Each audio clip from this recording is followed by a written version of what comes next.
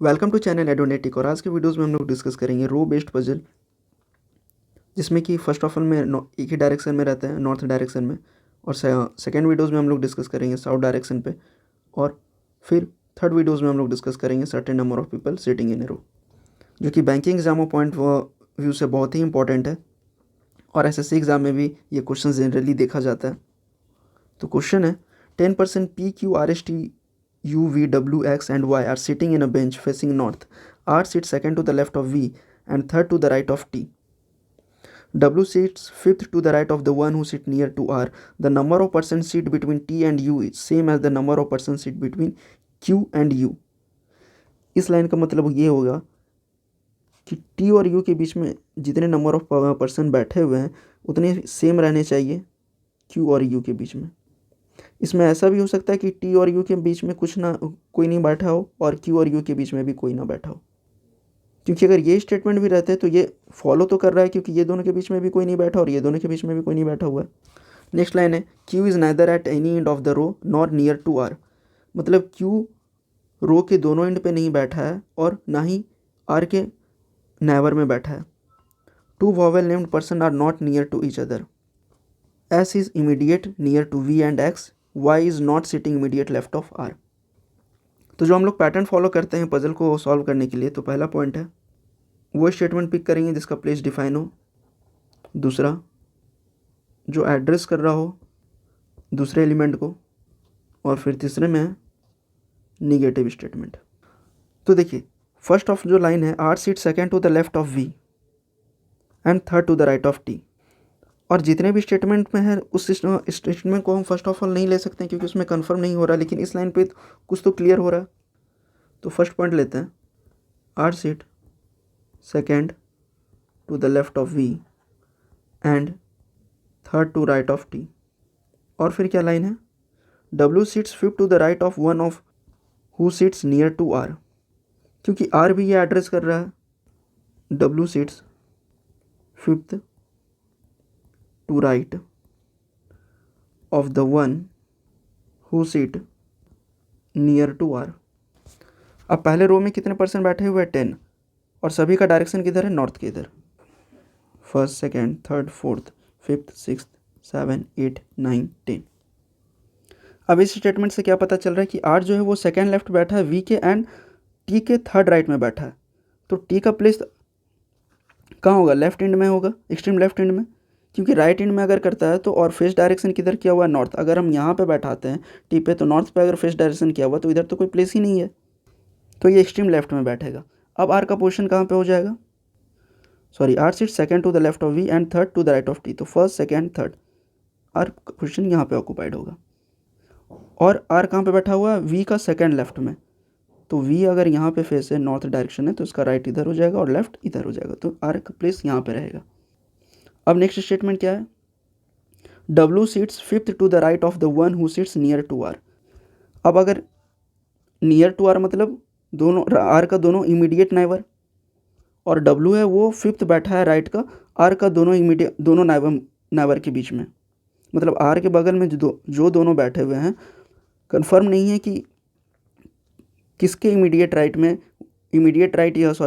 में बैठा हुआ है W, क्योंकि यहाँ W का सिर्फ एक ही स्टेटमेंट आ रहा है कि W seats fifth to the right of the one who seats near to R।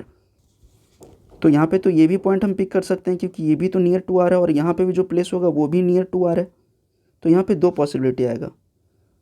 First case तो हम यहाँ पे इस पोजीशन को लेके बनाते हैं, अगर यहाँ पे कोई एलिमेंट प्लेस्ड है तो इसका फिफ्थ राइट क्या हो जाएगा, first, second, third, fourth, fifth, और W प्लेस यहाँ पे हो जाएगा। केस 2 में क्या होगा, T भी यहाँ पे प्लेस है, R यहाँ पे प्लेस है, V प्लेस है। अब जो W का प्लेस ऑक्यूपाइड होगा वो यहाँ वाले जो नेक्स्ट नियर है उस पर अकॉर्डिंग वहाँ W का प्लेस ऑक्यूपाइड होगा। तो अब फिफ्थ राइट कहाँ पे आ जा रहा है, first, second, third, fourth, fifth. अब स्टेप 2 लेते हैं। यहाँ से तो हमारा इतना स्टेटमेंट हम लोग क्यों फॉलो कर लिए। अब देखिए, अगर ये स्टेटमेंट हम लोग फॉलो दें, number of person seat between T and U is same as the number of person between Q and U। तो अगर दूसरा पॉइंट में स्टेटमेंट हम ये लेते हैं, the number of person seat between T and U same as the number of person seat between Q and U. अब हम लोग ये देखें कि क्यू और यू से कुछ और भी पॉइंट डिनोट कर रहा है कि नहीं। तो हाँ देखिए, ये नेक्स्ट लाइन में कर रहा है कि Q is neither at any end of the row nor near to R, और ये निगेटिव स्टेटमेंट भी है। तो Q is neither at any end of the row nor near to R, मतलब क्यू जो है कोई एंड पे प्लेस ऑक्युपाइड नहीं कर रहा और ना ही आर के नियर में प्लेस ऑक्युपाइड कर रहा है। तो पहला जो केस था हमारा, इस स्टेटमेंट के बिफोर में टी ऑक्युपाइड था, आर वी, और इस पोजीशन के अकॉर्डिंग डब्ल्यू प्लेस यहाँ पे था जहाँ पे दो पॉसिबिलिटी आ रहा था। अब जो दो पॉसिबिलिटी था नेक्स्ट में, वो आर का प्लेस ऑक्युपाइड करेंगे आर के लेफ्ट, इमीडिएट लेफ्ट के अकॉर्डिंग, क्योंकि फर्स्ट पोजीशन में आर के इमीडिएट राइट पे जो था उसके अकॉर्डिंग डब्ल्यू का पोजीशन ऑक्युपाइड किए थे, क्योंकि यहाँ पे बोला था जो स्टेटमेंट था प्रीवियस स्टेटमेंट कि डब्ल्यू सिट्स फ्लिप to the right of the one who sits near to R. अब आर के नियर तो उसका इमीडिएट राइट भी है और इमीडिएट लेफ्ट भी है। अब इस स्टेटमेंट के अकॉर्डिंग क्या हो रहा है, the number of person sits between T and U is same as the number of seats between Q and U, और क्यू जो है वो नाइदर नहीं बैठ रहा है और नियर आर के बगल में, यानी एंड में भी नहीं है, यानी एंड में तो वैसे भी प्लेस ऑक्युपाइड हो गया, यानी आर के बगल में क्यू नहीं बैठ रहा है। तो क्यू का पोजीशन यहाँ पे भी नहीं हो सकता है और यहाँ पे भी नहीं हो सकता है। अब हमको क्या करना है कि ये देखना है कि जो टी और यू के बीच में जो नंबर ऑफ पर्सन है वो क्यू और यू के बीच में भी सेम हो। तो अगर हम यहाँ प्लेस ऑक्युपाइड करते हैं टी और यू का, तो क्यू तो यहाँ पे हो नहीं सकता है क्योंकि यहाँ पे ऑक्युपाइड करना नहीं है आर के बगल में अकॉर्डिंग टू स्टेटमेंट। तो अगर हम टी का यू का पोजीशन यहाँ पे ऑक्युपाइड करें, तो अब देखिए टी और यू के बीच में कितना नंबर ऑफ पर्सन है, 3। तो क्यू और यू के बीच में भी नंबर ऑफ पर्सन 3 होना चाहिए, क्योंकि बाकी जगह तो प्लेस ऑक्युपाइड मतलब अगर हम पुट कर रहे हैं तो वो इक्वल तो हो नहीं रहा, लेकिन अगर हम यहाँ पे पुट कर रहे हैं तो इक्वल हो रहा है, और यू और एस के बीच में भी 3 पर्सन आना चाहिए, तो यहाँ पे एस हो गया। लेकिन सेम प्रोसेस केस 2 में अगर हम फॉलो करें, अगर हम यू का पोजीशन यहाँ पे ऑक्युपाइड करें, तो इसमें क्या number of person set between T and U is same as the number of person between Q and U, sorry यहाँ यू होगा, क्यू होगा। और अगर हम जब यू क्यू यहाँ पे प्लेस करेंगे तो ये तो पोजीशन को यहाँ पे तो स्टेटमेंट में फॉलो नहीं होगा, क्योंकि यहाँ पे बोला गया है कि Q is neither at any end of the row not near to Q, तो ये फॉलो नहीं होगा। तो और यहाँ पे भी हम यू और क्यू का वैल्यू पुट नहीं कर सकते हैं, और अगर हम यहाँ पे वैल्यू पुट करते हैं, यहाँ पे प्लेस ऑक्युपाइड करते हैं यू का, तो नंबर ऑफ पर्सन देखिए टी और यू में ज़्यादा हो जाएगा, लेकिन हम फिर क्यू में मैनेज नहीं कर पाएंगे, तो केस 2 यहीं पे एलिमिनेट हो रहा है। तो यहाँ से सिर्फ एक ही केस अभी बन रहा है। अब जो एक केस बन रहा है यहाँ पे, अब यहाँ पे स्टेटमेंट क्या है, 2 vowel named person are not near to each other. अब इसमें हम 10 में देखें कि वोवेल कौन कौन सा है, तो वोवेल यहाँ पे क्या ही आ रहा है, सिर्फ यू ही तो वोवेल है, बाकी सब तो वोवेल नहीं है।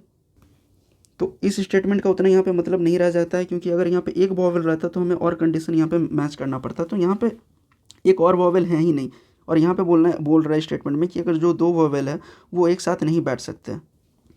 नेक्स्ट स्टेटमेंट है S is immediate near to V and X, मतलब S is immediate neighbour V और एक्स के बीच में, और वी का पोजीशन ऑक्युपाइड यहाँ पे। तो एस, इसका स्टेटमेंट का बोलने का मतलब ये हो रहा है कि एस जो है वो वी और एक्स के बीच में इमीडिएट उसका नेबर रहना चाहिए, या आप ये कह सकते हैं कि वी और एक्स के बीच में मिडिल रह सकता है, या एक्स और वी के बीच में एस मिडिल रह सकता है। तो वी का पोजीशन इधर ऑक्युपाइड है, और अकॉर्डिंग अगर हम ये स्टेटमेंट देखें तो ये फुलफिल कर रहा है। अब दूसरा स्टेटमेंट क्या है, Y is not sitting immediate left of R, यानी वाई यहाँ पे नहीं बैठ रहा है इमीडिएट लेफ्ट में। आर का फेसिंग डायरेक्शन किधर है, नॉर्थ के इधर, तो राइट यहाँ हो गया और लेफ्ट इधर हो गया। तो वाई इमीडिएट लेफ्ट नहीं बोल रहा, मतलब एकदम लेफ्ट में नहीं बैठ रहा है, लेकिन सेकेंड लेफ्ट में तो बैठ ही सकता है। और फिर क्या एक एलिमेंट बच गया पी, तो पी का पोजीशन यहाँ पे ऑक्युपाइड हो जाएगा। तो फाइनल अरेंजमेंट हो जाएगा T Y P R U V S X Q W. और फर्स्ट क्वेश्चन क्या बोल रहा है, who is sitting extreme end of a row, extreme end में कौन कौन बैठा है, तो एक्सट्रीम एंड में कौन सा बैठा हुआ है। अगर यहाँ एक्सट्रीम इमीडिएट मतलब एक्सट्रीम राइट बोलता तो हम राइट पे देखते और लेफ्ट में बोलता तो सिर्फ लेफ्ट में ही देते, लेकिन इसमें बैठा बोल रहा है who is sitting extreme end of arrow, तो यहाँ तो टी भी बैठा है एक्सट्रीम एंड में और डब्ल्यू भी बैठा है, और ऑप्शन में भी टी और डब्ल्यू दोनों है, और लेकिन यहाँ ऑप्शन डी में बोथ भी ऑप्शन में दिया हुआ है, तो करेक्ट आंसर ऑप्शन डी हो जाएगा। अब नेक्स्ट क्वेश्चन पे आते हैं, who is sitting immediate left of Q, मतलब क्यू के इमीडिएट बगल लेफ्ट में कौन बैठा हुआ है, तो क्यू का फेसिंग डायरेक्शन है नॉर्थ, तो इधर राइट हो गया और इधर लेफ्ट हो गया, और लेफ्ट कौन बैठा है इमीडिएट लेफ्ट, एक्स, तो X is the correct answer. Third question क्या है, who is sitting between P and U, तो पी और यू के बीच में कौन बैठा हुआ है, R, correct answer option C. Who is sitting second to the left of P, मतलब पी के सेकेंड लेफ्ट में कौन बैठा हुआ है, तो पी का डायरेक्शन किधर है, नॉर्थ के इधर, इधर राइट और इधर लेफ्ट, और सेकेंड लेफ्ट कौन बैठा हुआ है, टी, तो option C is the correct answer. So next videos में हम लोग इस पे साउथ डायरेक्शन पे डिस्कस करेंगे और सर्टेन नंबर ऑफ क्वेश्चंस पे भी डिस्कस करेंगे जो कि एग्जाम पॉइंट ऑफ व्यू से इंपॉर्टेंट हो। और अगर आपको ये वीडियो इन्फॉर्मेटिव लगा तो प्लीज़ इसे लाइक और शेयर करें इस वीडियोज़ को, और इस चैनल को सब्सक्राइब करें। Thanks for watching.